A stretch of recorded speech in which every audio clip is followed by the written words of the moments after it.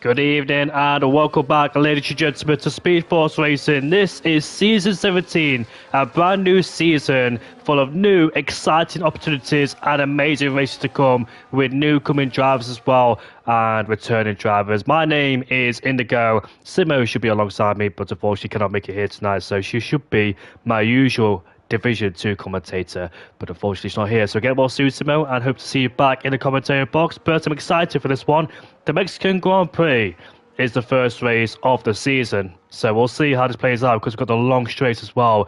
And congratulations to SFR Energy Dan, who won in Division 3 yesterday, and also congratulations to Duran who won in Division 4, because we got a brand new division open on Monday nights as well. It was supposed to be on Thursdays, but it got shifted to Mondays as well, so two races on the same day by two different people. I think it was Energy Dan and Oliver commentating. In fact, it wasn't Energy Dan because he was racing, but I think it was Smithy and Oliver who commentated. So thank you, Smithy. Thank you, Oliver, for commentating for those races yesterday. It was a pleasure. And Division 3, the curse is still there because it's raining all the time in Division 3. But on board with a new driver here in Division 2. His name is Yusuf. The Romanian comes through turn 2, turn 3, and let's see how it takes. It can be very difficult according to these because they fill in sequence in from one of the turn 1 and turn 2 and turn 3 as we head down towards turn 4, braking at the 100-meter board, hard on the brakes there, kiss the apex on the entry, and we head towards the right-hander towards turn 5. Now coming through the double right-hander turn 6 and turn 7 here, it can be very difficult, especially on the power as well, because it's so easy to lose the back end of the car. Now we're making our way towards the S section here, this middle sector where it's fast and flowing, but sometimes can be very difficult here as he takes a wider angle to really open up the corner with the DRS wide open. This looks like a decent first lap so far, considering it's his first lap. The track hasn't properly rubbed in, and we'll see then how he keeps it in nice and tidy going towards the stadium session here. It's a third gear, the car moving around just a bit underneath him as he makes his way now towards Piratella.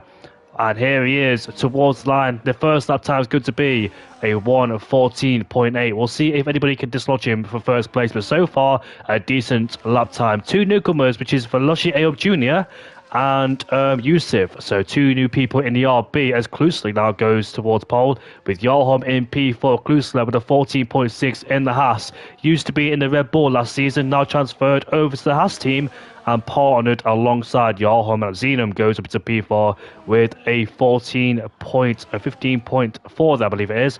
Emil goes up to P4. So the two Ferraris stayed as teammates, and those two will partner up once again as Chris Big Pro, the man that was in Division 3 last season, now promoted into Division 2. It's up into 4th place with a 14.8, I believe, and he puts that Red Bull into P4, not too far away. It's Atlas Copo, the man in Mercedes, used to be in Red Bull, is up into P2 with a 14.7 then. As Klusler currently occupies first place. Veloci Ayob Jr. will go on board with him. Purple in the first sector. I do know him from a different league, and it was 2 years ago, I believe, that I last seen him race in that league. So we'll see how he could do. Veloci Ayob Jr. does have some decent pace, and I'm very intrigued to see what he could do on his debut here in SFR for Division 2 as he makes his way now towards the end of the middle sector. Williams gets out of the way, as I think it is probably Oliver as he's on his outlap. Caspino goes up into P3. I'm surprised about Caspino as Yarholm goes towards the top. It's a Haas one too with a 40.2 as here comes Veloci Ayob Jr. right at the final corner. He crossed the line now. It's P2 for Veloci, and that's a fantastic lap time as Oliver gets a bit of slipstream there in 60th place as he starts his first flying lap, heading down this long straight there as Valtteri Bottas, I believe, was the lap record owner of the fastest speed on the straight back in 2016, I want to say, as he makes his way out of turn 3 now. Oliver, I must say, was looking very competitive towards the second half of the season when he got teammates with Burmeister. So we'll see how Williams do as they have their partnership, as Energy Dan has joined the session. But I want to talk about Caspino because last time he raced in Division 1 at the Abu Dhabi Grand Prix. He had some mighty pace, so I'm surprised Caspino is in Division 2. But we'll see how he does here in this division. We've got some mighty competitive drivers joining in, and I cannot wait to kickstart the season. As Oliver now swooping through this S section. You can see that Burmeister is following him behind him as he probably wants to pick up a toe on his next lap. Here he is then. Oliver comes towards the end of the middle sector. Lecho Dan and Top G and Mindful Wasp are yet yet to set a lap time there as Oliver collapsed the curb through turn 11 as we make our way now towards the stadium section. The slowest part of the track is very important to get the hammer down because your tyres are very hot on that stage. As we make our way now towards this final corner we go. Let's see Oliver's first lap time. A 50.2, so not up to his standards so far, as Top G is sweeping through there. The back of the car is complaining on him. It's a very difficult circuit, a low grip surface this one is, and it's so difficult to get the power down in the right place at the right time. The back end of the car will always one step away from you. Who's got the right balance as the setup as well? So high downforce track despite a long straight. You need the downforce in the middle and last sector. Here comes Top G then with the DRS wide open in the third DRS zone, or fourth, shall I say, in towards 11. Now, this can be a very tricky corner. We see plenty of people invalidate on the exit of that corner as he makes his way towards the slow speed 2 corners. Now coming towards the penultimate corner. Gets back to the throttle once again as he makes his way towards the line. It's going to be a 50.0 for Top G as he's down in P13. Then Adams, our championship rival from last season, the man that finished in P3, currently down in 18th place, but he is on a set of medium compound tyres. We'll go back to the time sheets there to give a reference to you guys. So we'll see then. The first lap times belong to Joachim, and remember, Joachim had a very difficult season. If you remember, he always used to spin. And he always used to qualify quite high as well. So, look has changed so far this season.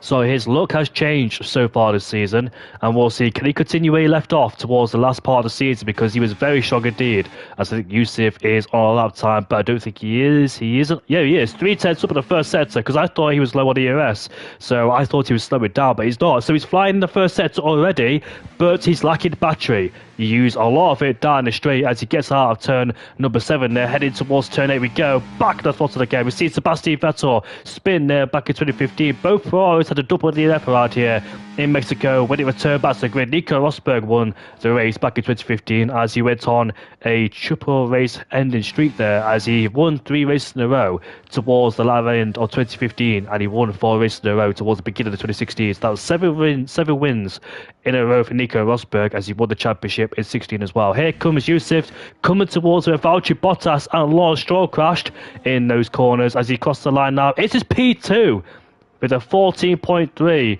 and it's a Haas, 2 RBs and Haas. They're looking very strong so far, are the Haas's and the 2 RB drivers. Next season, I don't think the team's going to be called RB, thankfully, because not really the best name, is it, for RB? But let's see what they're called. Visa and Cash App, I think, are no longer a sponsor to them, so I think they're gone now for good. Kloosler, I believe, is in the lap time. He is. The Dutchman has been given a tow by his teammates, a nice tow down this back straight as he pulls the right side as we head down towards turn 1. Look at your braking point. Goes a bit wider to turn 1, cuts through turn 2 and turn 3, cuts to the corners there as he makes his way now back on the power, headed towards the second DRS. So remember, there's only 1 detection point shared for 2 DRS zones as he heads down towards turn 4. He 10th up in the first sector is Kloosler. Can he keep it nice and tidy in these slow speed corners, swooping through his second gear on the power once again, braking towards turn 6 and turn 7, back on the power as soon as the car straightens up. Very nice traction there for Kloosler as he makes his way down towards turn 8. In 5th gear we go, carrying the speed through, but nabs a bit too much curb. Massive counter steer there as I think he's backed off, has he? I thought he did back off, but looks like he's still going. Is Kloosler. He's making his way towards the end of the middle sector. He's 5/10 down, so unfortunately he has lost a lot of lap time. Mansell, the Division 2 defending champion, Erwin Mansell heading towards turn 1, turn 2 and turn 3. What a fantastic season it was for Mansell, who's won his first championship in SFR. And what a victory that was as well, and especially in Abu Dhabi. The last race of the season, when it was super close between both Williams and both Aston Martins, as they got super close on the track, fighting it the whole way through, but they kept it nice and respectful. No contact was made as he makes his way out of turn 7. Quite see what his first sector was as he makes his way down towards turn 8. Erwin Mansell, of course, not only an SFR champion, but also a commentator too. He commentates with me in Division 1, And Burmeister, his championship rival from last season, goes up into P3. So a nice lap time there from Burmeister as Mansell slightly improves in the middle sector. They're not much, so I don't see him catapult up the order unless he could have a mighty middle sector, final sector, of course, in these tricky slow-speed corners. Headed towards the final two corners now. Get on the floor as soon as the car is straightened up. As he makes his way towards the beam, it's going to be a 14.8, and he puts himself up into P9, just one place ahead of Oliver as well. As the rest of the guys are out there, Burmeister we just saw go up into P3. Yarholm is on a lap time, 5/10 up. Unbelievable. Where has Yarholm found this pace? That's incredible. He could be the first man in the 13s. Here he is, out of the final two corners. He makes his way towards the beam. Oh my goodness. A 13.6, can you believe it? Where on earth has he found this pace from? Xenum goes up into P3. Electro Dan now puts himself into P4. He had a stunning race back at the Brazilian Grand Prix, I think, when he finished in second place to Electro Dan. Burmeister into P5, Veloci Jr. in 6th place, a 10th down in the middle sector. Elsewhere on the track, I think Adams puts his McLaren now up into P9. The other McLaren of Ukarsh in P19, but back in the pit lane then, so he's had a few problems there in the other McLaren. Martin puts himself into P10, demoted down into P11. Veloci Jr. goes up into P6, did find a time. Alas Copo goes into 7th place in the Mercedes. Former teammates, of course, with Klusler, as he out-qualifies it for the time being. Klusler's now into P9. But Yarholm, Energy Dan, even Jamie, didn't know Simmer wasn't there tonight. Chuck me an invite. Of course.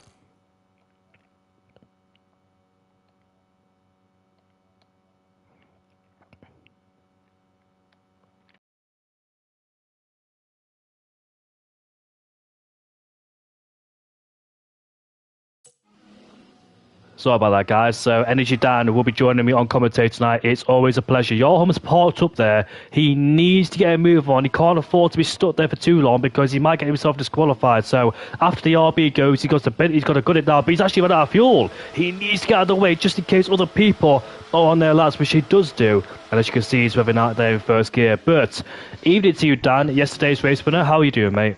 Good evening, mate. How are you doing, mate? Good, thank you, mate. How are you doing? Good. Yeah, not bad, mate, not bad. Oh, mate, just got a bit tail happy coming out the last corner there. Yeah, I'm doing alright, mate.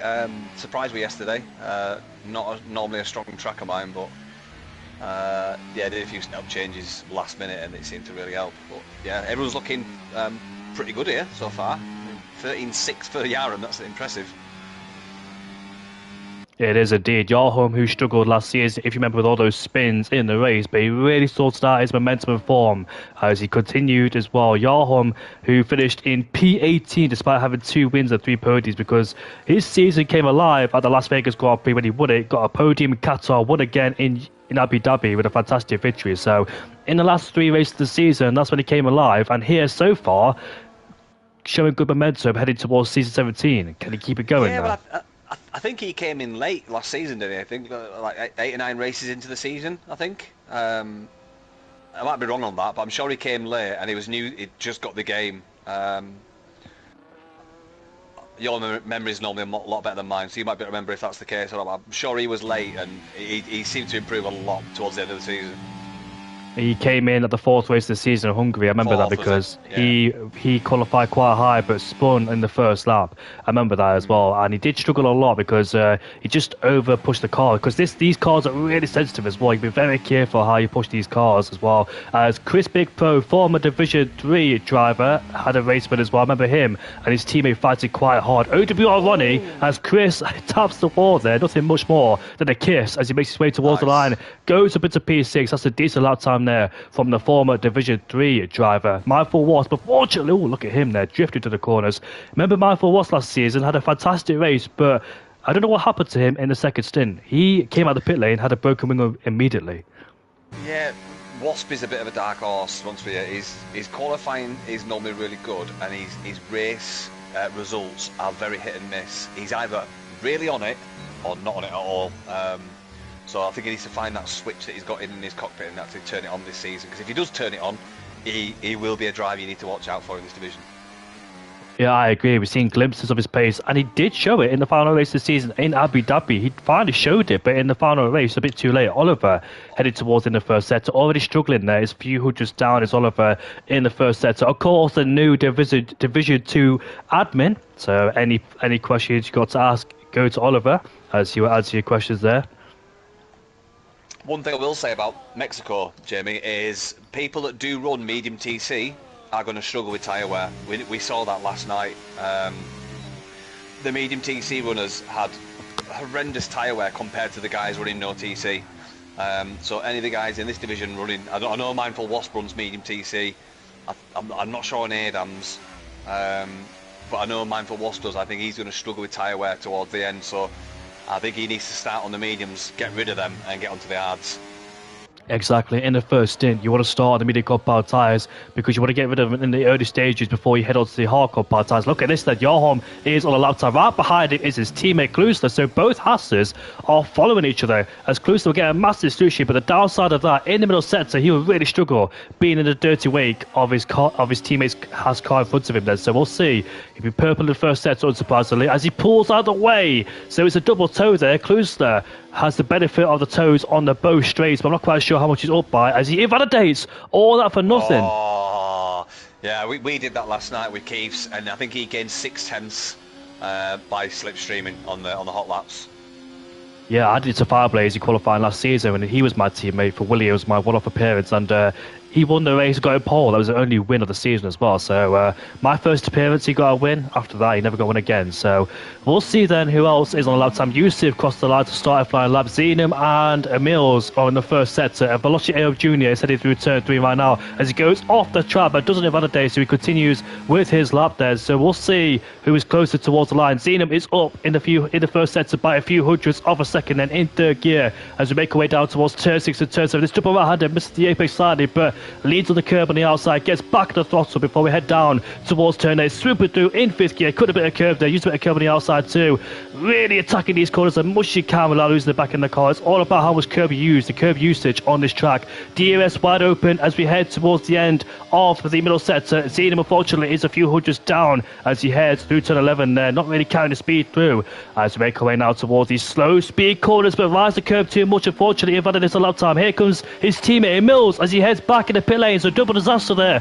for Ferrari. Yusuf is a 10th down in the first sector and middle sector as well, so not improving. Electro down in P5 starting his last lap, so is Joachim as well. Joachim is already a 10th down in the first sector, so quite a few people on their flying laps make a mistake, but Atlas Copo is 4/10 up in this middle sector as Martin goes up to P11. Well.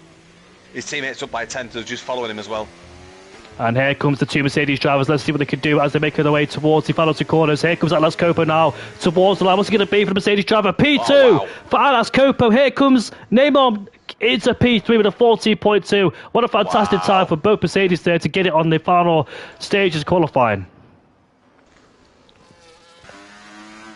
Yeah, really, really good. Electro Dan, he's only up by 20 thousandths of a second or 200ths. So he should improve, but if he nails his corner, he might move up one position, maybe 2 positions if he gets it. Yep, 1 position, fair play. Good from Electro down there. So here is qualifying then. Adams, go. Dealing. Who just moved up a place there? It was Alpine. No, Electro down went up to 8th. Oh yeah, sorry, Mindful Wasp went up to 9th. He jumped Emil's. And Caspino in P3, the Danishman on his debut for Div 2. What a fantastic job he's done so far. But main story is Joachim on pole with a 13.6, the only driver to be in the 13. So that's incredible. Beats my lap time as well of a 13.6 there. Where on earth is he finding his pace? In fact, Alice Copo is well in second place. That's nearly a second quicker than what I did, mate. That's ridiculous. I don't know what my lap time is. It's probably a 40.0, but yeah, Joachim's found some mega pace. As Alex Coper's in P2, Caspino, great job in the Kickstarter. Neymar in P4 ahead of Yusuf. Zenon P6 ahead of Burmeister. Electro Dan 8th. Mindful Wasp in 9th ahead of Mills in 10th place. Chris in 11th ahead of Veloci Aob Jr. Madsov 13th. Martin 14th. Klusler, Adams. Top G, Oliver, and Karsh in 19th place. Yeah, one thing about Mexico is it's a very hit and miss between qualifying and race pace.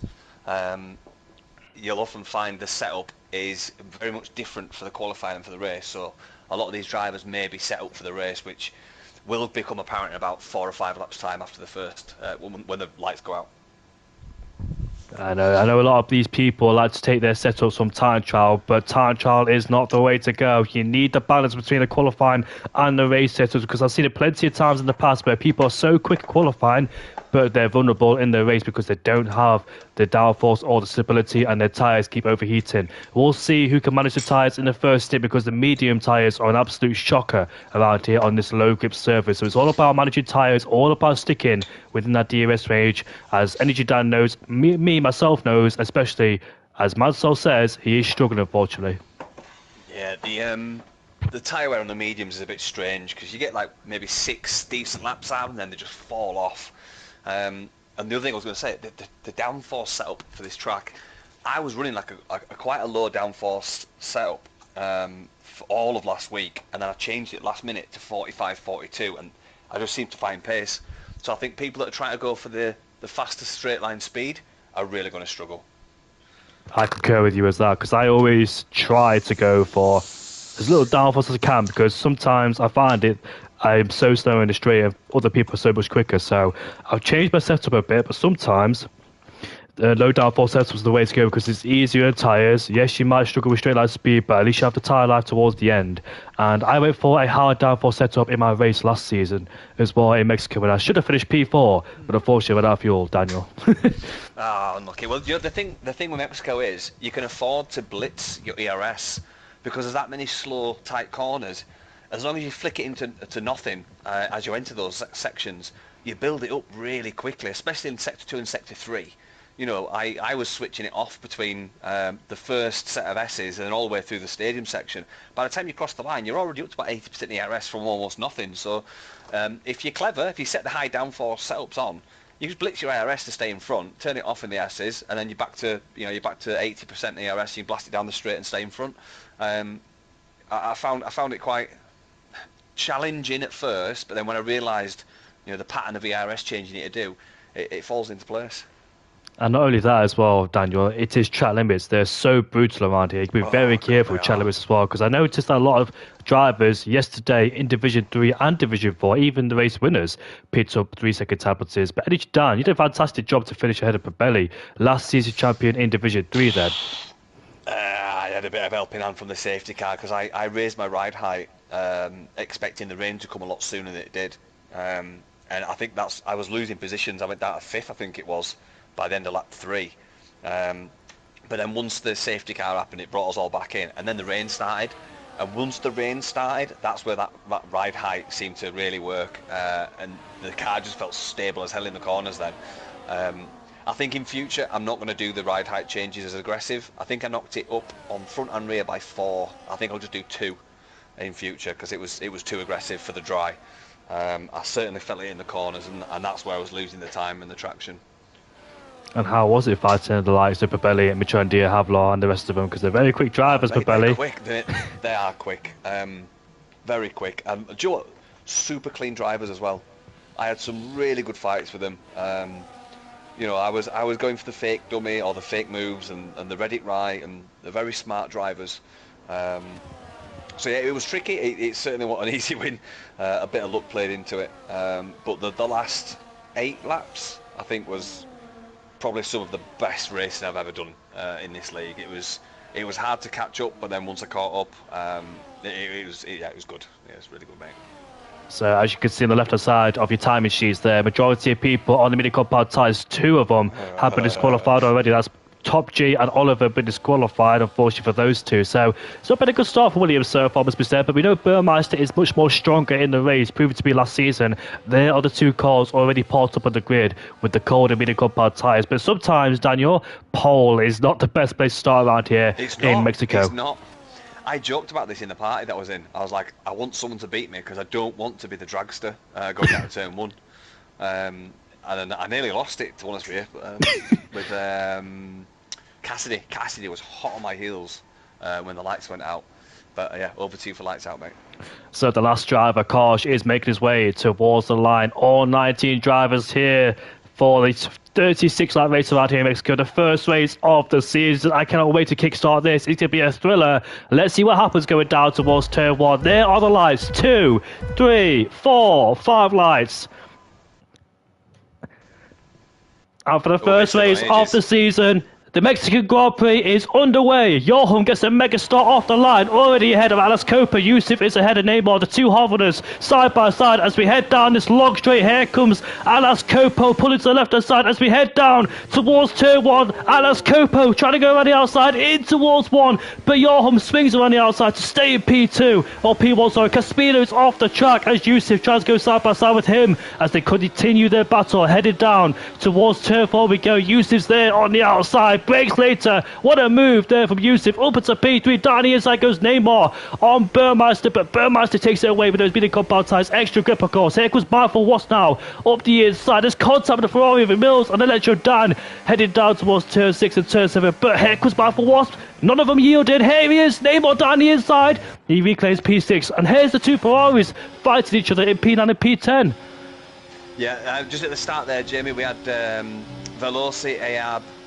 He went really far right approaching turn 1, backed out too late and actually made contact. I think it was with the two McLarens, and he's just been on the back foot all the way through this lap. People jumping on him. So yeah, I think he fell on his own sword there by trying to go up the inside. But Adams has recovered nicely. And Ferrari spinning. Zenon spinning at the pit entry. Normal service resumes there for Zedem, unfortunately there, but yeah, that's a shame for Zedem. Already spinning this Grand Prix. Clue stays ahead of Veloci Ayub as Mindful Wasp gets ahead of Neymar. In fact, the side by side in the braking zone. There's contact. They're both drifting to the corner as the Aston Martin and Manso look to take advantage of both of them, but it looks like they get themselves out of trouble as well. Here comes Electro Dan, sorry, not Mansell, side by side as we head down towards turn 4. We go in the braking zone. As you can see, Neymar's a bit later, but Electro Dan goes off the track, has the inside line for the next corner as they rub wheels there. And here comes Mills to take advantage as they continue going wheel to wheel in towards 6 and 7. We go side by side once again, wheel banging as we head towards. This is going to be a repeat of last lap as well between these two. But Electro Dan this time has the outside line as they continue their battle going wheels to wheel. As this reminds me of last season when both Ferraris did this, and it cost me Fireblaze and Noldus a lot of time. And Mills goes up into P8 now ahead of Neymar as he gets demoted down his P9, and the hardcore part tires goes off the circuit line. Mansell is there to take advantage. But let's mention Johan. Wow, 1.6 already, mate. Unbelievable. It's actually quite ironic that Johan's breaking the cycle, because Klauser at the back at the start of lap 3 was 1.2 seconds off Oliver, and it was about to become the back marker break point, but he's actually pulled it back. So Klauser got rid of that brake, and it's actually now shifted towards Electro Dan, Mindful Wasp. So Mindful Wasp is now that brake, and Electro Dan and Mindful Wasp are the brake pack for the leaders and the midfield. So keep an eye on them. But yeah, the Haas is doing really well. And another one to mention, I actually think Neymar and Martin, I actually think they're going to do a lot better in this race than I thought by starting on the hards. With how hard these guys are racing, I think the hard runners are going to come good in about the next 4 laps. They will start being better than the mediums because nobody's holding back here. They are going for it. But the pendulum will swing back the other way as well when they go in the middle compound tyres. So the people that hold compound tyres like Yusuf utilising these tyres already, while these guys, the mediums, a bit stationary down there. Caspino, however, got himself into P3, overtook Alice Cooper. Alice Cooper did not have to DRS, remember, because there's only one detection point for 2 DRS zones. That's also a tactic to remember as well, because some people use that to their advantage. As we head down towards the final 2 corners, Caspino's in a good place to overtake Yusuf. Yarholm leads Yusuf by 2.3 seconds, followed by Caspino, the Danishman in P3, Alice Copo, followed by Burmeister. Here he is. Burmeister pulls to the right side and he puts himself into P4. And here he is, gaining again on the Sauber. Would he go for a move down the inside? No. Thinks better of it and he stays behind for the time being. The Sauber looking to put pressure on Yusuf there for P2 as we exit turn 3. A lot of these people sliding to the corner, really struggling to get the power down as we head out of turn 3 with the DRS wide open for Caspino. Caspino now side by side with the RB as we head down towards turn 4, and a nice knee overtake as he puts himself into P2. Can he hunt down Johan? Is there any chance for Caspino? I'll tell you what though, Atlas Scopo, he's been very clever with his ERS. I can see on his steering wheel he's about 70 or 80%, and he's just chasing down this pack of Burmeister, Youssef and Caspino. The other guys are flashing. I think they are harvesting through this S section, but Atlas Scopo, being very, very clever, he's not using much ERS and he's sticking to the back of these. So I expect Atlas Scopo to be up in P2 by the end of this race. Yeah, because Atlas Cooper got dropped into P5 a few laps ago when Burmeister, Youssef and Caspino got the jump on him. But like you said, his ERS management has been sufficient so far. It's been so difficult to save ERS in the past year in Mexico because you're mostly on the throttle. But as we exit the final corner now, Youssef in a spot to overtake Caspino. He's followed by Burmeister behind. Burmeister is absolutely flying. Here he is. They're both gaining with the DRS. Caspino's vulnerable. He's in the middle and now he's been shuffled into P4. Here comes Burmeister 2 for 1. As we head down towards turn 1 we go. Burmeister has the outside line converted on the inside and he takes P2 as he started in 7th place. He's made the moves and he puts himself now into P2, but here comes Youssef now back with the DRS wide open as we head down towards turn 4, pulls to the right side alongside him as we go wheel to wheel in towards turn 4 and turn 5. Can he keep it nice and clean in these slow speed corners? Here comes Caspino with a better exit on Burmeister, puts himself back into P3 ahead of the Williams driver. Incredible battle indeed between all these guys in the front end of the field. And now he's between this sector here with the DRS wide open again. Looks like Caspino is struggling slightly. I think you had your mic down. As Mindful Wasp went for a spin, I think he has. Unfortunately for the RP driver, used to be the Aston Martin last season, but unfortunately he's gone for a spin right now and he rejoins down in 18th place. But I think he had himself a mute. Yeah, I did, mate. He was getting awfully close to Electro Dan. This is what I was saying about Mindful Wasp. If he switches it on, he's dynamite. But all that hard work he did in the opening stages of this race has now been gone. And I'm only assuming it. I assume it's due to contact and not spinning. But it was in the S's, so it could have been a curb. But yeah, it's unfortunate for Mindful Wasp. He's got a big deficit to make up now. 7 seconds to Chris Big Pro. I think Mindful Wasp needs the glory of a fucking safety car. Sort of swearing. Glory of the safety car to save his race, because that is a big deficit to make up. But yeah, coming back to Martin, he's managing his ERS really well. He's just on the back of Klauser and he's on those hard tyres with only one driver in front on the hards. I do think if Martin can tidy this up and stay on the back of these, use these guys for DRS when he needs to and ERS when he can, I think he can actually make this strategy work well. It's just whether these medium runners up front are looking after the tyres, or if they can warm up the hard tyres when they finally switch. So that's a big thing I'm going to watch out for in this race. You can see that on board with some of these people on the really cold power tyres. They really are struggling for grip on these tyres, and there's a RB who's gone for a spin. Is that for Lochio Jr.? No, it is Chris. That's a Red Bull. Sorry, I get confused between the colours there, between the Red Bull and the RB, but Chris has spun out of the S section, unfortunately. That's the second drive I've seen him do so far. They're all struggling on these mini compound tyres. Mansell now sets the fastest lap of the Grand Prix. Here comes Burmeister gaining on Caspino, who's broken the DRS. Youssef has pulled away as he's on the hard compound tyres, so maybe a bit better at this stage. These tyres maybe start to come alive now and be better than mini compound tyres, because I noticed that the front runners are really struggling. Burmeister, they're going wide into turn 2 and turn 3, but should have the DRS to protect himself against Caspino, who does not have DRS on the back of Youssef. Youssef has pulled away. Chris has retired in the pit lane, and it shouldn't be a safety car, which it shouldn't be, and continue racing. I don't understand why drivers do that. We offer full points from first to last place. Just stay in. The safety cars, everything. You never know. I mean, I've been guilty of this. You know, when you've had a bad start and you're fed up, you can retire. But it's very, very rare that I do that. You know, stay in the race. A safety car can help you. Just don't retire. Just finish the race. Get the points. Because you'd be gutted, wouldn't you, if you lost the championship fight by 2 or 3 points because you retired 3 times, and those 3 points would have been the matter of a winning the championship or not. You know. So yeah, it's bizarre how drivers do that. But yeah, that's my tuppence on that. Hindsight is a wonderful thing, but in the moment you just don't know. Here comes the Aston Martins, Electro Dan versus Manso, as Atlas Copo is on the back of Caspino. Yellow flags, he's got to back off. He's got to back off Atlas Copo. He can't afford to overtake him. And now here comes Manso, he's overtaken in a yellow flag zone. He might have to give that back, unfortunately, because you're not supposed to overtake in yellow flags. I think he just done it before we went back to green. I'm going to say it depends if it was full banner at the top of the screen, yellow flag, or just the lap counter flashing yellow. If it was yellow at the top of the screen, judging by how he's carrying on, I think it was just a yellow on the left. It's a top screen banner that counts. Depends where it was on the map though, because in some places you could highlight yellow and afterwards could highlight a different place. More yellow flags down there. That is Veloci Jr. who's gone for a spin down at turn number 4. That's where Kimi Räikkönen and Valtteri Bottas crashed back in 2015 when they were fighting for a podium that day. Your memory's incredible, Jamie.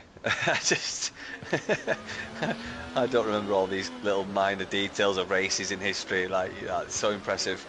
But yeah, just looking at Electro Dan now on the back of this chain of drivers, you've got Electro Dan, Mansell, Emils, Atlas Coppo, Caspino, all in this DRS train. Electro Dan is on the tail end of this. He needs to kind of push up a little bit and then just save his DRS. But yeah, it's looking very, very tasty in the midfield here. It is indeed. Atlas Coppo now puts himself into P4. Here comes Emils out of nowhere. He puts himself into P5. Emils is actually having a decent race, or like his teammate down in the last place. As Atlas Coppo gets a 3-second penalty. Atlas Coppo goes a bit wide as well for good measure. So double blow there. Get a penalty, a bad exit. Emils looks like he's going to fire back underneath as he heads down towards turn 4. Remember, the Ferrari driver only picked to one podium last season. I think that was back at the Imola Grand Prix last season. Him and his teammate picked to one podium each. Did the Ferrari boys. Looking for a better season, those two. Emils has waxed a lot of ERS there on his steering wheel. It was almost in the red, so he obviously made up the position. He got a massive lockup. I saw it from Mansell's on board. As he made the overtake that you caught, he had a massive front right lockup, which obviously isn't good for his tyre wear. Oh no! No! Oh!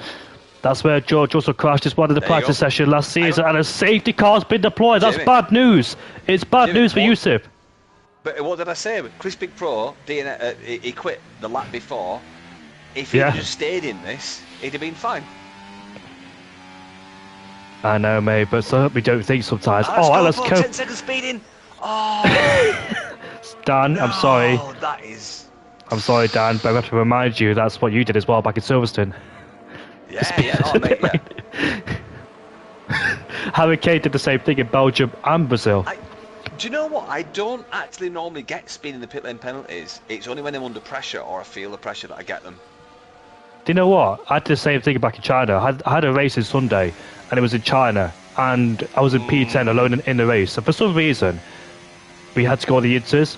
Obviously, it was wet, but I just went to the pit lane for no reason. I don't even do it. I don't used to do it myself, so it's so frustrating at the same time because there's no reason to do it, especially under a safety car.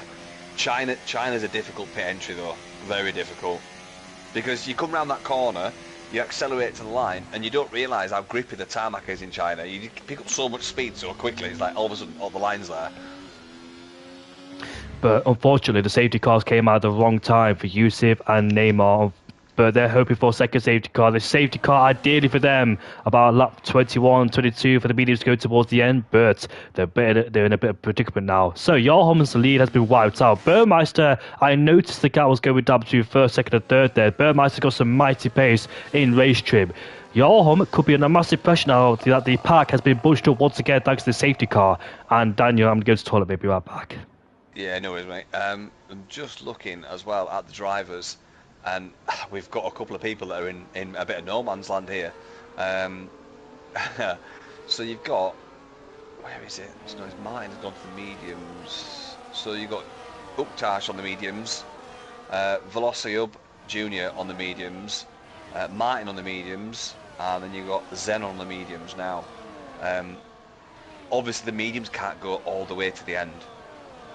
That'd be ridiculous. So they've got to stop again. So I feel really sorry for the fact that they've pitted because they were forced to pit in a way, but at the same time, if they stayed out on those hards, maybe did another 12 laps, they'd then have to pit again anyway. So either way, no matter what they chose, they would lose out. So I think it's just how the chips fell with tyre choice at the start of this race. If you started on hards, you lost out when that safety car came out. So Really unfortunate for anyone who started on the hards. It's pretty much wrecked their race and any chances of a good result there. So very unfortunate for anyone starting on the hards. But yeah, new race leader is of course Yusuf Shabek. Let me bring up tyres. There we go. So Usyk and Neymar, as I was just saying about the starting on the hards, they've decided to stay out. So it's going to be interesting to see what happens where they finish, because they're on partially worn hards.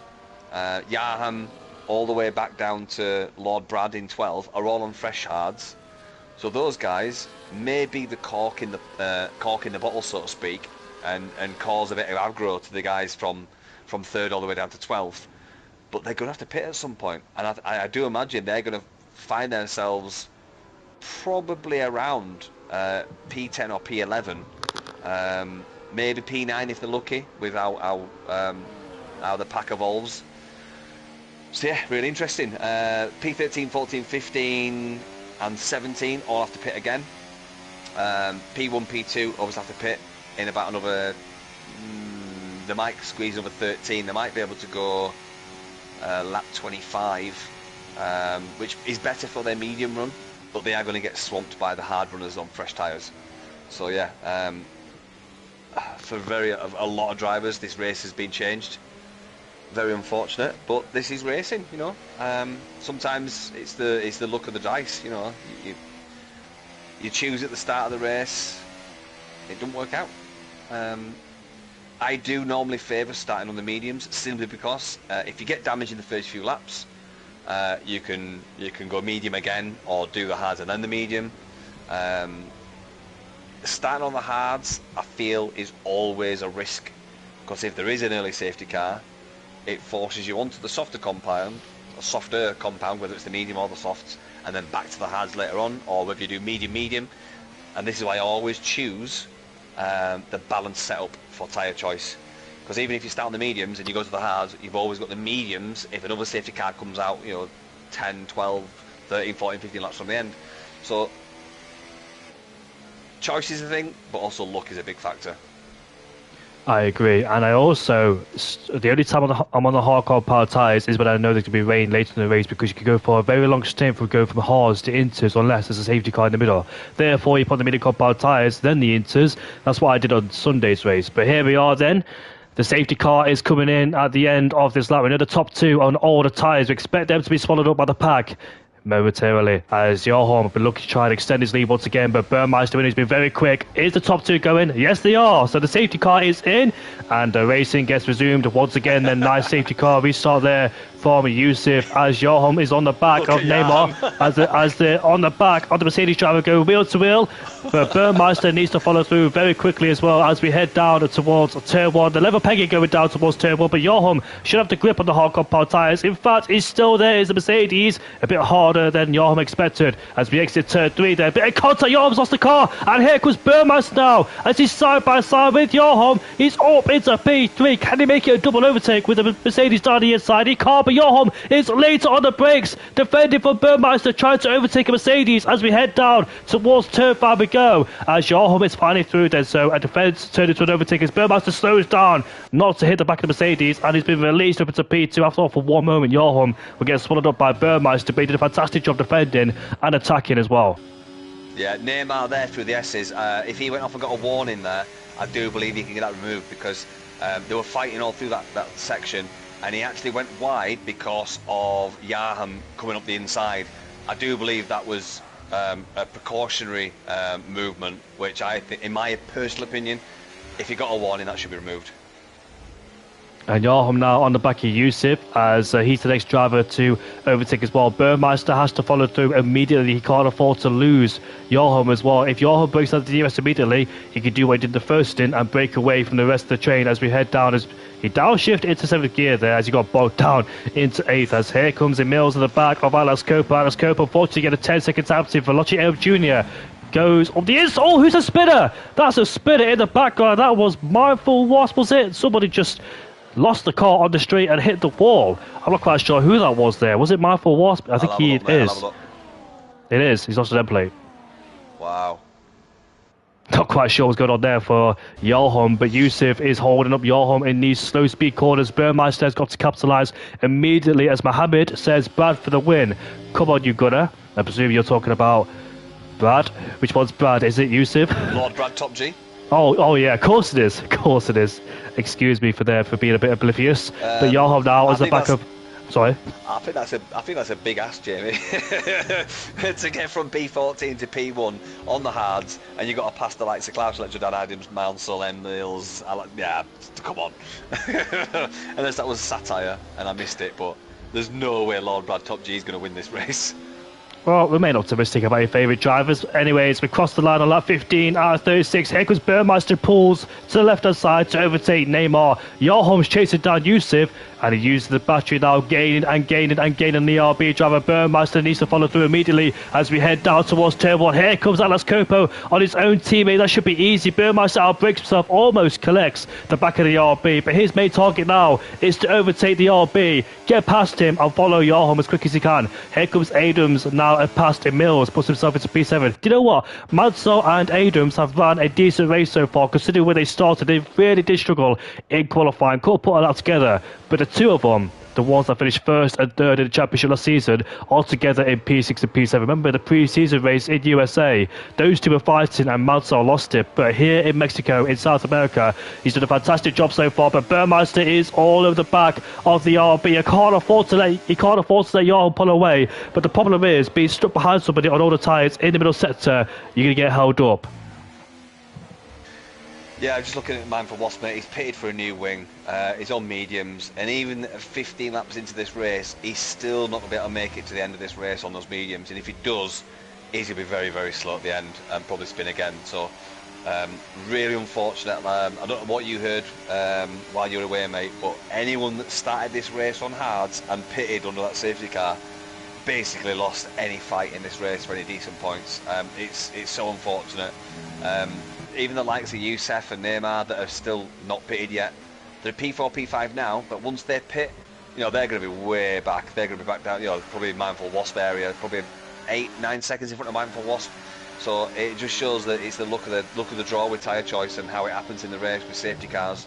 Just really unfortunate. There's contact going down towards turn 4 there as Adams is trying to overtake Neymar, who's becoming an obstacle in the way. Mansell's dropped down to P8. Emil's got ahead of him in the Aston Martin because Mansell and Neymar went side by side in towards turn 3. Mansell lost traction, lost the car. Adams was able to get through, and now Adams is up into P5. What a fantastic race so far from the McLaren driver. I believe he finished in P2 last season in Mexico. Burmeister won the Grand Prix. But Mohammed, to answer your question, mate, Energy Dan is the lead comms, I'm the co-comms. In fact, it's the other way around. Indigo is the main commentator, and Energy Dan is alongside me as a guest tonight because my main co-commentator is not here. So it's Indigo on main comms, and my name is Indigo, and alongside me is Energy Dan. Indigo's the good one, I'm the bad one. Don't say that about yourself. You're a phenomenal commentator, mate. You know it. I don't like that, but thank you so much, mate. I'm not good with compliments, but let's say. Well, just take it, all right? Well, here we got Oliver making a move on Klauser. Oliver, he overcooked it. Overcooked it in turn 1. He had to take the grass, and he's made contact. I think he might have damage. Let's have a look. Emil spun as well, mate. Emil spun as well. He got caught to that contact. Yeah, I think that's on Oliver, to be honest with you, mate. He made the overtake on, I think it was Klauser, was it?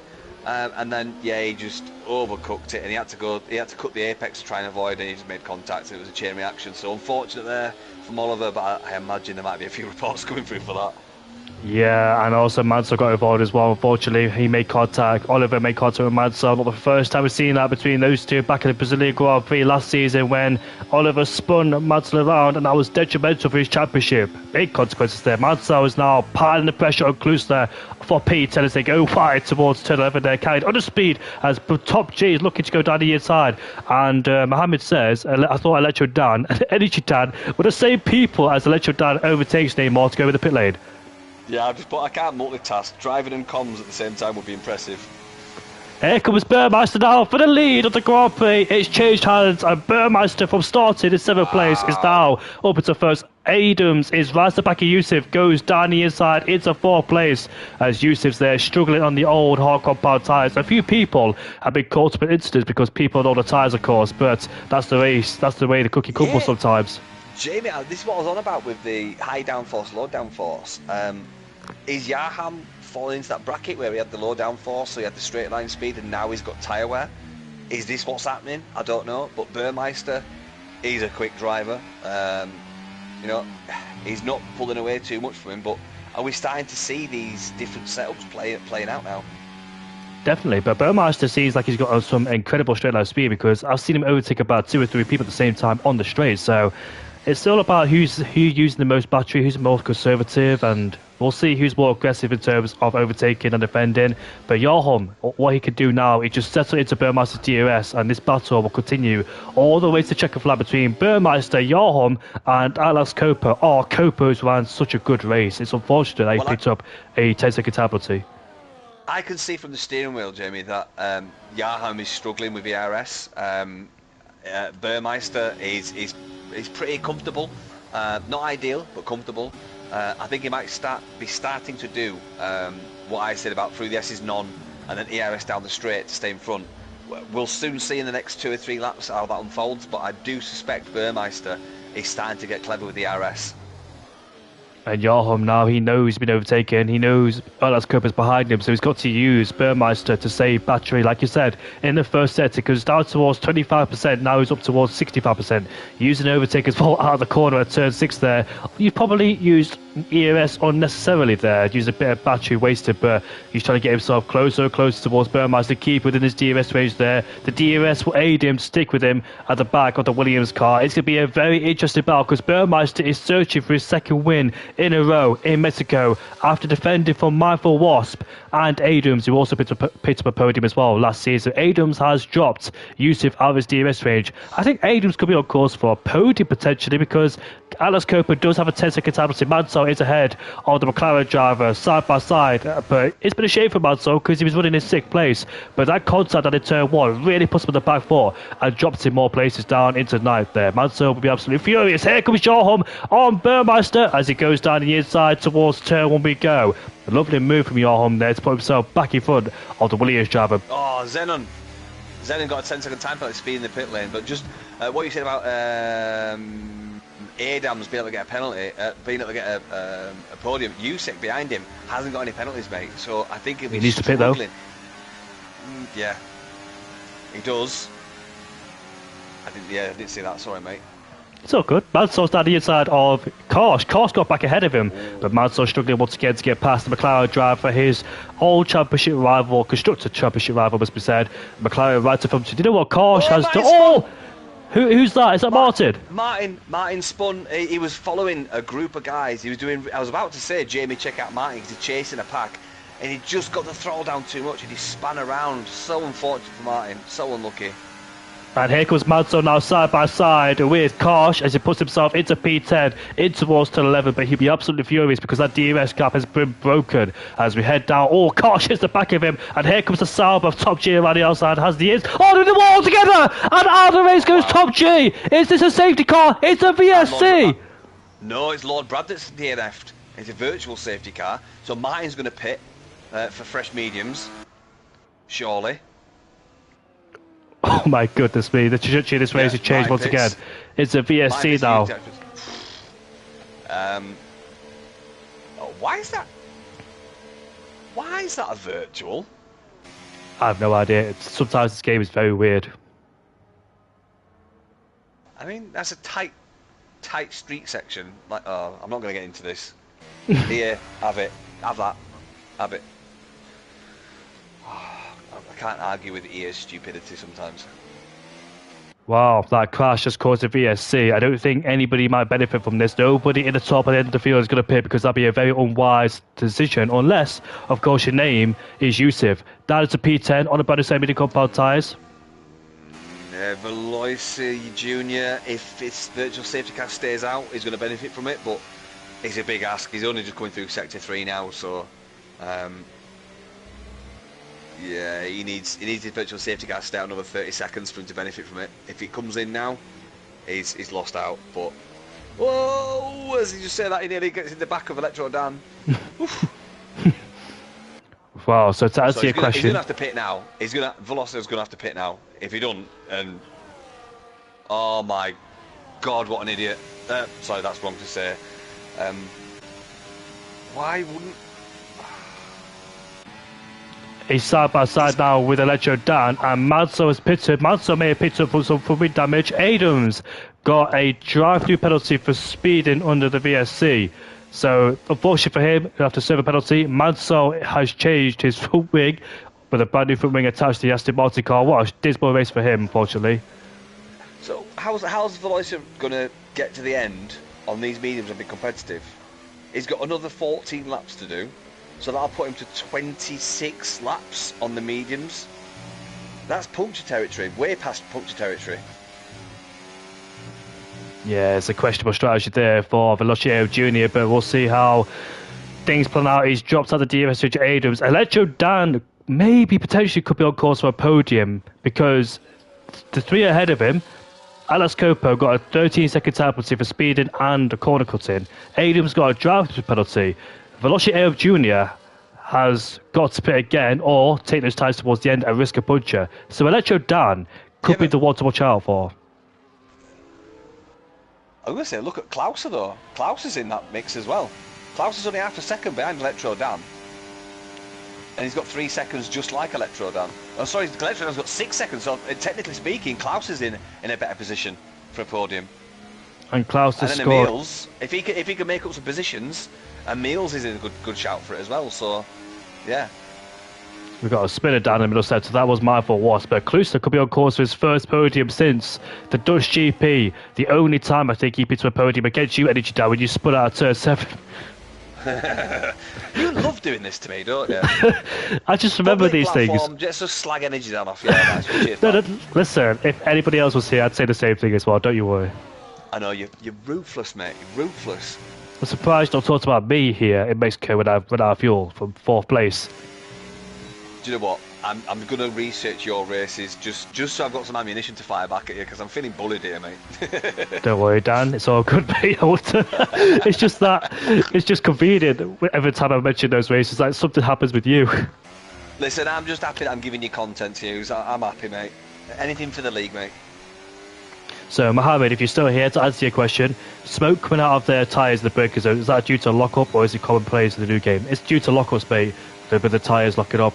As Burmaster now pulls through out of side and he overtakes your. So basically, if you outbrake yourself and it means that your front right tyre or left tyre is unloaded, and if you turn and brake at the same time, you'll lose. You'll lock your tyres up. As Kluster now is up into P5 ahead of Velocio Jr. and Electro Dan is next on the hit list. And I think Kluster is the best spot now to try and get a podium. I don't know if he knows that or not. Yusuf is ahead of Adams. Oliver, 10 seconds. Oh, unlucky. Sorry, I was going to jump in there for a second. And what you said about locking up the tyres, if you watch the esports races on this particular game, they purposely lock their tyres to get the car rotating. It's a very weird one, but it seems to be what makes them go fast. So you'll always see esports racers locking the tyres, especially in like hairpins and things, because it gets the car rotating. I don't agree with it. It's a bad way to do it. It's not realistic, but that's what they do. Yeah, I know what you mean, because if you put your brake bias more frontwards, that means more to the front, so it's 50% or 52%. That means the rears will lock up, and you drifted a corner, and like you said, it's not the way to go because it's unrealistic, but that's the way the esports drivers play it out. They seem to lock their fronts as well, though. It's really weird. Really weird. Yeah. Well, who might have questioned their tactics because I'm obviously slower than them, so by about 2.5 seconds a lap. Now, Kluster is up into P4. What a great drive from the Haas driver. It could be double Haas glory here. Remember, they had a dreadful season last season, did Haas with Jochum. And who else was in the Haas cab? Zenum as well. Not Zenum, but whoever else was in the Haas cab. I can't remember who it was, but it was Electro Dan. Sorry, Electro Dan. Didn't mean to disrespect you there, but I didn't realise you were the Haas as well. But you were there towards the latter end of the season. No, you wasn't there for the whole of it. I'm just looking down this order now. I'm really intrigued to see where Yusuf's going to finish because although he's making waves on the wheels, these tyres are going to start giving up. So I don't think he needs to make up that 6 seconds to then capitalise on the penalties of Junior, Electro Dan, Klauser, not Scopo. Well, Klauser, because obviously Klauser 7 seconds from out Scopo. So it's really critical for Youssef now to start pushing big time. It's ride or die time for Youssef. I like to call it spank the pony. Just get rid of these tyres. Spank them till the canvas comes through. What have you got to lose? You know. I think that Atlas Copo is still in a good place to get a podium. Believe it or not, look at that. So there's 10 seconds between them, and Electro Dan is up to P4. I know, but look at Clute's penalties. It's 3 seconds, so basically 10 seconds between the two. That makes sense. Yeah, true. Yeah. And look at the gap to leader. Yeah. Yeah, fair play. Good spot, Jeremy. Nice one. Yeah, so I think Atlas Copo, if he follows the top two, don't fight them, just follow them, because what's the point of fighting them? You know you can't win the race or finish P2, so you might as well finish in P3 and pull away from fourth downwards. So Atlas Copo is in a good shot, really. And notice the engineer is in the chat, as he says. It's not because of tyre lock necessarily, it's because of their turning. They go full locks sending the slow speed, which slows the car down. They can brake later and it rotates the car. Thank you, Naldus, mate. I appreciate it. Yeah, cheers, Naldus. Right, quick update for you. Electro Dan is 1-1 away from another penalty. Klauser is 2 seconds. Pointless warning. He's got 3 warnings available. He's not got. He's clear. But yeah, Electro Dan is in very much good territory to get another penalty. One more warning, he's on 9 seconds, mate. Oh, Electro Dan there picking up penalties. He's actually dropping Gluster RDO's contention as well, is Electro Dan. But I'm concerned about Atlas Copo P3. Can he get a podium in the last about 9 laps of this Grand Prix? He needs to follow the top two. Here comes Joachim on Burmeister style, side by side they go. And Joachim puts himself into first place. You know the victory is going to belong to Joachim or Burmeister. Joachim has got 2 wins last season. Can he get his 3rd win here in Division 2? Burmeister is looking for a second consecutive win in Mexico. And Atlas Copo, he's hoping that Klusler and Veloci Jr. pick up one more penalty to ease the pain just a bit there. Oh, it's a shame Atlas Copo picked up a 10-second penalty. They can't get them removed, of course, because it's a legitimate speeding penalty. He's got to hope that guys behind just fall off away dramatically. The gap is 9 seconds between Atlas Copo and Electro Dan, sorry. Here's one for you, mate. A driver in Division 4 had a... Oh, sorry, no. It was a collision penalty, not a speeding penalty. Sorry, mate. I was going to say one driver did get removed, but it was... Someone entered the pits incorrectly, which caused him to go in the back of him, and it was removed. But so it's not a speed in the pit lane, it was a contact penalty. Sorry. It's all good, mate. Burmeister then gaining on Joachim. I'm going to be intrigued by this. Which one of these two is going to play chicken towards in this Grand Prix? Who is going to be first towards the last stage? Because if I was Burmeister right now, I'd sit behind. I know it's boring from a spectator's point of view, but Burmeister there. Be very careful the exit of turn 3 because he just went out wide and might have picked himself up a track limit violation. So 1 or 2 more, depending on how many he's got, could be a penalty. So be careful for that one. I'm going to tell you now, mate. I think Burmeister's going to come out on top here, and he's going to win it by 0.8 of a second. So I think that you're predicting that Burmeister will stay behind in second place towards the last stages. It's what I'd do. Not necessarily. Not necessarily. I just think he's going to keep battling like this, and at the end, it will be 0.8 of a second in the lead as he crosses the line. Well, last time you predicted something like this, you were right, between Hurricane and whoever finished second that day, MDJ. Burmeister again. I don't think your prediction is coming to true, you know, because he's just violated track limits twice in one lap, sorry. Yeah. I don't want to do this. I'll do it. Yeah, well, the thing is that what looks like it on screen, it might not be warnings. I mean, I did some corners on Monday night that blatantly, in my opinion, should have got me a warning. I didn't get a warning, and then other times where I didn't think I got a warning. So again, yeah, thank you. But yeah, it's weird this game for track limits.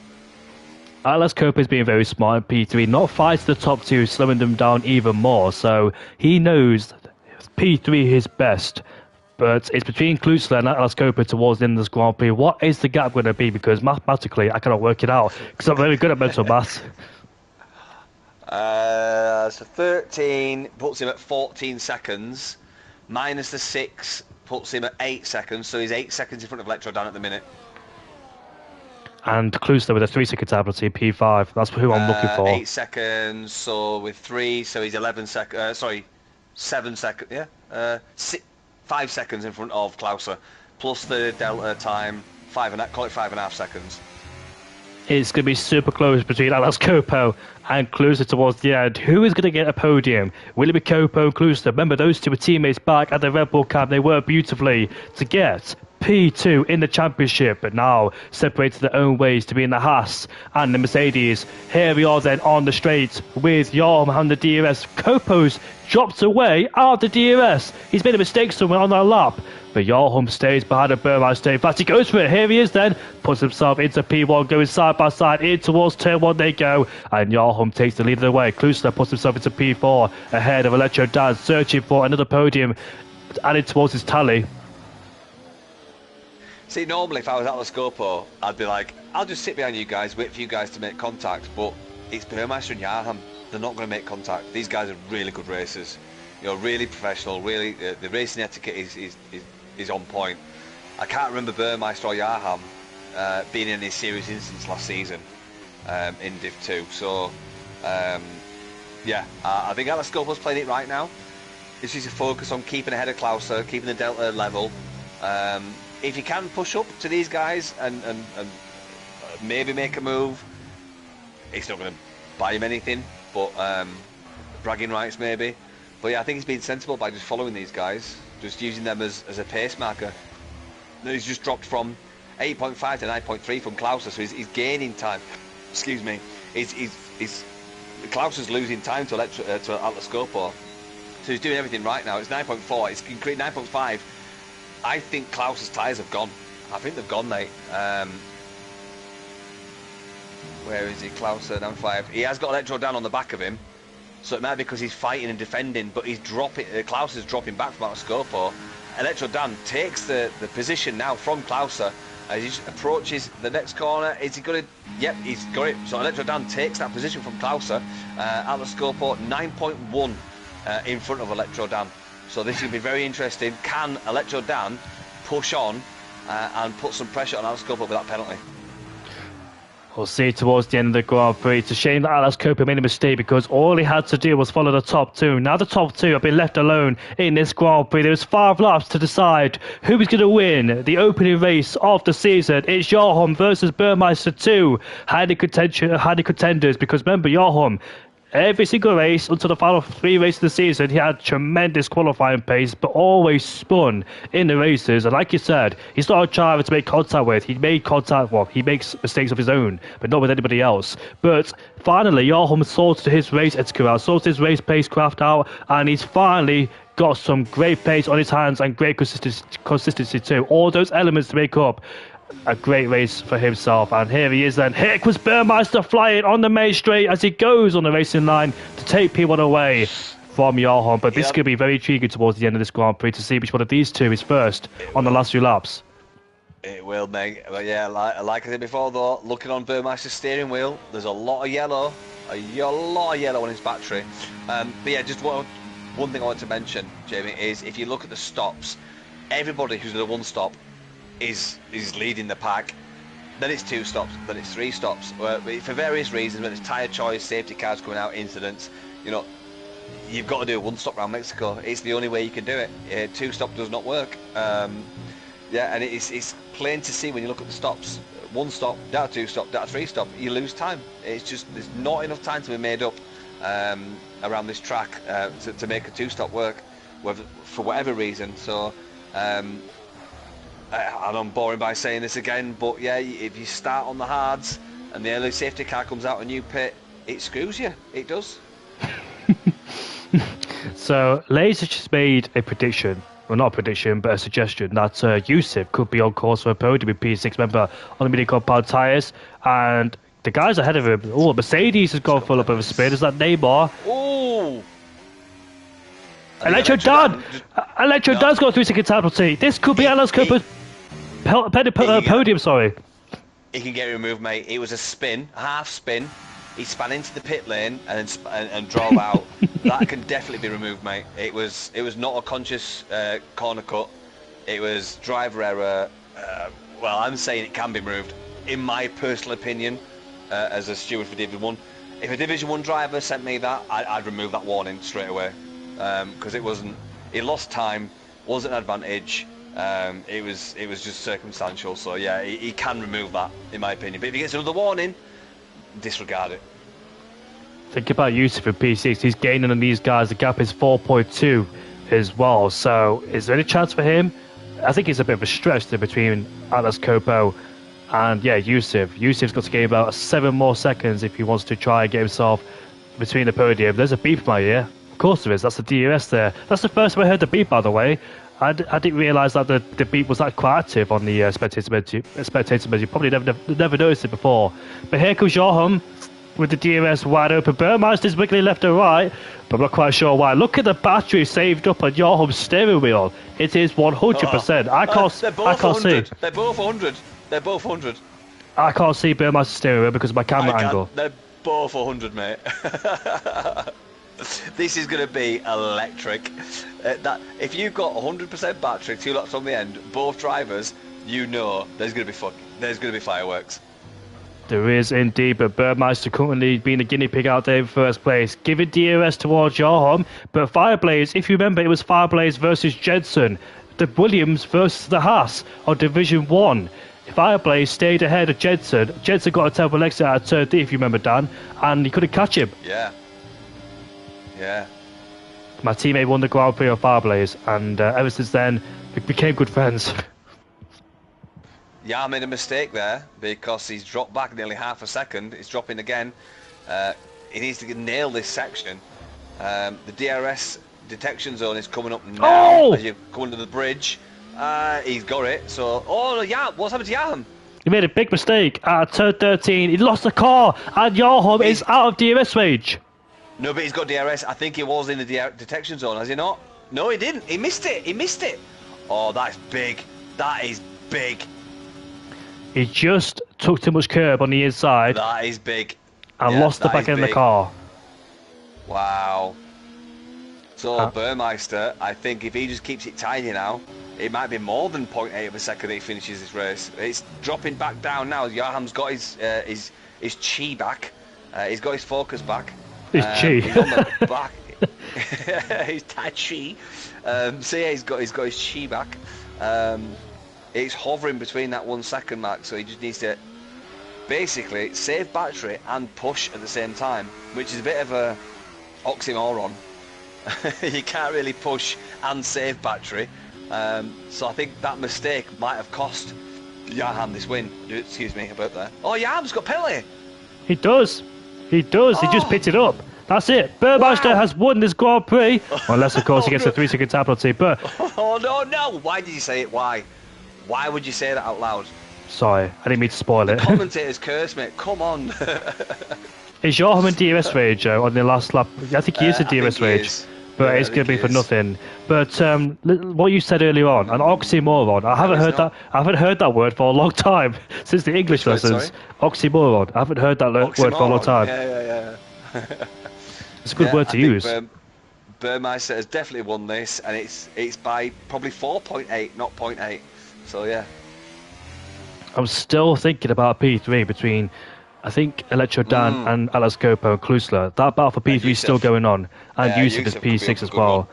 And I think Mansel's going to jump a lot. Oh, no, he's not. No, sorry, Mansel's not going to jump a lot of positions. Whoa. But yeah, Yusuf will. But, yeah, wow. Let's give the spotlight. To get fifth.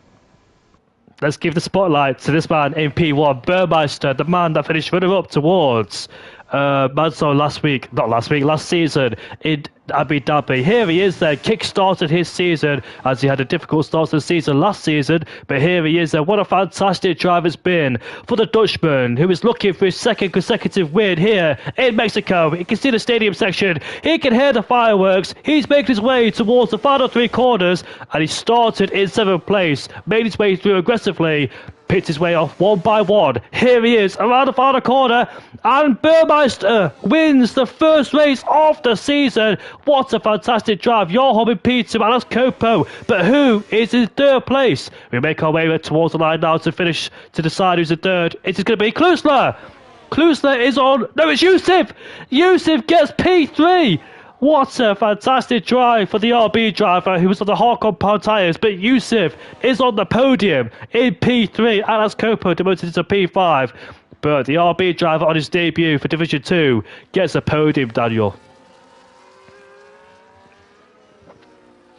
You're on mute, by the way, if you're talking.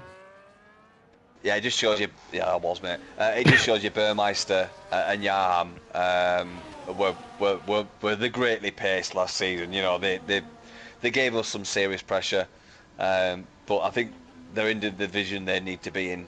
I really do, and I think this division's really close. I think Mexico's a bad track to judge pace by, especially with the safety car and the tyre choice. But yeah, what a race that was! Really good. And Haas almost got a double podium, but Yusuf, without any penalties, picked it up in P3 to pick up the last spot of the podium. And what a fantastic drive for the man whose debut. Unlucky by that safety car, by the way, from hards to mediums, but sometimes that's racing. You can't predict when the safety car comes out, but he definitely has the pace to try and contend with these guys. I'm thinking Yusuf for driver of the day, mate. What do you think? I don't know. Burmeister went from 7th to 1st. I'm not sure for this. I know. Talking out your backside there, Dan. Didn't Yusuf start like 9th or something? No, 5th. Or was it 5th? Alright. That's a tough one. But shall we get these guys in the podium interviews? I know Burmeister will definitely join, but I'm not quite sure about Yarham and Yusuf. Do you want me to do it, or are you doing it? They should be here, because this is the Div 2 chart. Oh, okay. We'll check the comment section, by the way, Daniel.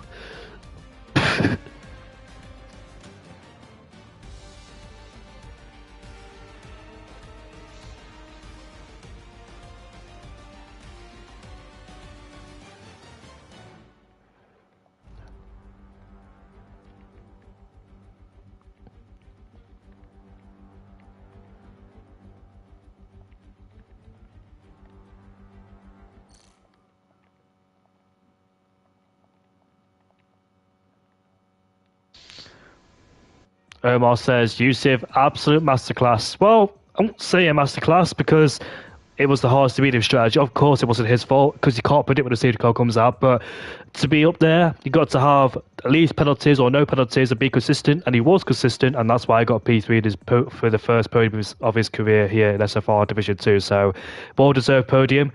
And unlucky towards Alex Copo, he really had genuine pace.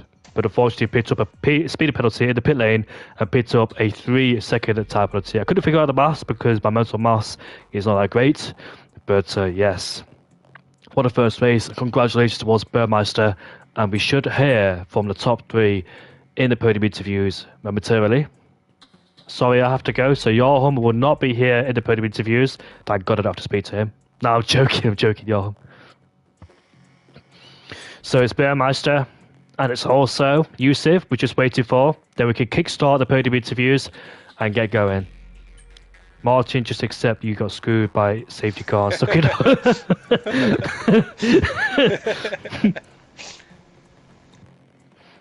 What would a stream be without Martin's negative comments, eh? What would SFR be without Martin's negative comments?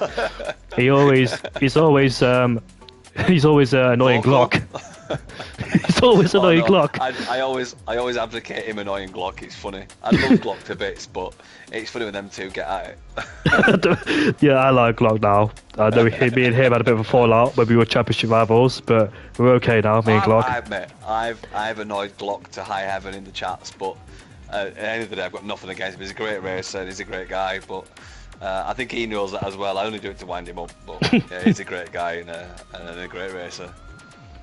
Burmeister, he's always here in the podium interviews, but for some reason not here. So let's see what he has to say if he said anything in the chat.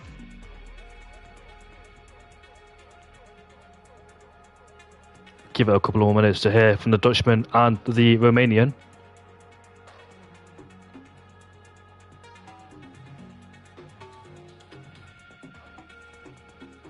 So while we're waiting for these guys, what's your take on the race, mate? What's your general consensus of the race? Well, I think a few people in the first stint weren't really that clever on the first opening laps because we've seen a few people going side by side and they broke the train. Of course, penalties will be applied in this Grand Prix because it's such a brutal track for the track limits, so that's always going to be a factor in racing and Mexico. It's a shame for Alex Copa. I would really love him to be up there and not get a penalty, that 10-second penalty and fight with the others. But yeah, it's just a shame what happened to Alex Cooper. But it was a great fight between Yarholm and Burmeister. But at the end, it was Burmeister was the one he didn't crumble under pressure, it must be said, because Yarholm made a slight mistake, and that big mistake had a massive consequence towards the end of the Grand Prix, and he finished in P2. But overall, it was a good race. We had some good overtakes. A few hairy moments down towards Turn 1 with Oliver up the inside. With Oliver diving up the inside, being a torpedo like Danny Kvyat. No, I don't think it was a dive. I think he made the move on Klaus, I think it was, and he just outbraked himself, mate. And he tried to take the inside to avoid. Manso. So I don't think it was a dive. But yeah, I'm like you, mate. I believe a lot of people fighting unnecessarily in the opening 5 laps. We saw Klaus create a gap between the guy in front by 1.5, and the likes of Yaham had a gap to P3, and it all changed, and Klaus got it back. So yeah, I think first race back, I think you can expect a bit of elbows out and a bit of almost desperation at times, or a bit of aggressiveness. But I think by round 2, we should see a much more relaxed, a much more elite approach to racing etiquette in this division. Well, the next race is at the Hungarian Grand Prix, of course, and that's when Sonic Hawk won his first and only race last season in Division 2. What a fantastic drive from Sonic Hawk when he got chased down by both Sauber drivers of Casti and it was Calvin. Unfortunately, Casti and Calvin are not here tonight either. Well, Casti's driving in Div 3. I know, yeah, he is, isn't he? Yeah, I've seen him in Div 3. And Calvin's not racing at all this season. Yeah, he sold his wheel, mate. Oh, why didn't he sell it to me? Rig. Yeah, he sold his rig, mate. He sold his rig. Should have sold it to me. Apparently, well, that's the last comms I heard. He's sold his rig. Whether he has sold it or not, I don't know. But he's definitely not lined up for a drive, and he's not a reserve, from what I believe. I'll have to check the sheets, but yeah. There you go. Well, we'll call it a day. We'll call it a day here, Dan. So, mate, yeah. But yeah.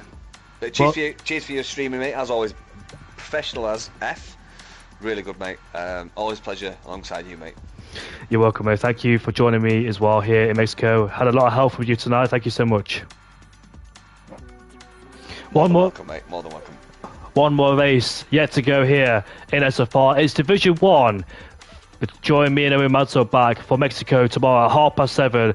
And for Div 3, Div 2 and Div 4, join us back on the Hungarian Grand Prix on Monday for Div 3 and Div 4 and Tuesday for Div 2. We'll see you all later. Have a good night.